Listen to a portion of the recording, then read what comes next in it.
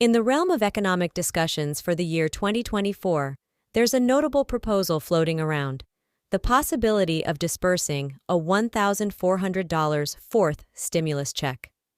This proposed stimulus package aims to specifically target certain demographic groups, including but not limited to Social Security beneficiaries, retirees, individuals with disabilities, veterans, those classified as low-income earners, and even individuals with no income to speak of. This intriguing proposition has ignited a spark of curiosity, particularly concerning its potential ramifications and effectiveness in addressing economic concerns. So, let's dive deep into the intricacies of a recently published report that shines a spotlight on this very subject. The crux of this report emphasizes the importance of adopting a more focused approach, honing in on a narrower subset of the population.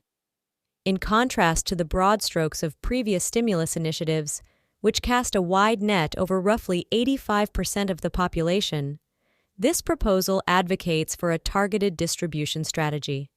By singling out approximately 110 million Americans from the overall populace of 334 million, it posits that such precision could yield significant economic benefits while mitigating the risk of inflationary spirals often associated with broader fiscal injections. Historical precedent serves as a cautionary tale, illustrating the pitfalls of past stimulus efforts that failed to discriminate between different income brackets.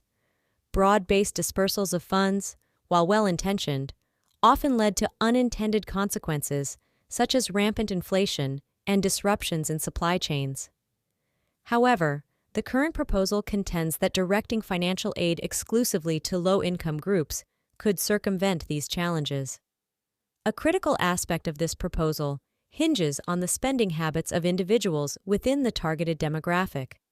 Research indicates that a sizable portion of the population, roughly one-third or 110 million individuals, falls into the low-income category, typically earning below the $40,000 threshold annually. What sets this group apart is their propensity to allocate additional funds towards immediate necessities, thereby injecting money into the economy in a more direct and impactful manner. In contrast to the exorbitant expenditures associated with previous blanket stimulus checks, which approached nearly $900 billion, a targeted disbursement of $1,400 payments would yield a substantially reduced financial outlay, estimated at $154 billion. This vast discrepancy underscores the potential for a more efficient utilization of resources, with diminished concerns regarding inflationary pressures. Moreover, the feasibility of implementing such a targeted stimulus package should not be underestimated. Lawmakers are no strangers to enacting substantial spending packages, and allocating $154 billion towards targeted relief measures would likely be well within their capabilities. Even in the event of doubling the payment to provide two $1,400 checks, the resulting expenditure would pale in comparison to previous stimulus endeavors. Furthermore, empirical evidence gleaned from numerous studies consistently underscores the efficacy of directing stimulus funds towards low-income and fixed-income individuals. Unlike their higher-income counterparts, who may opt to save or invest such windfalls, individuals in these demographic groups are more inclined to immediately inject the funds into the economy, thereby fulfilling the intended purpose of economic stimulation. While concrete plans for implementing such targeted stimulus checks remain elusive, the prevailing economic landscape may necessitate swift action. Thus, it behooves us to remain vigilant and attuned to potential developments in this arena.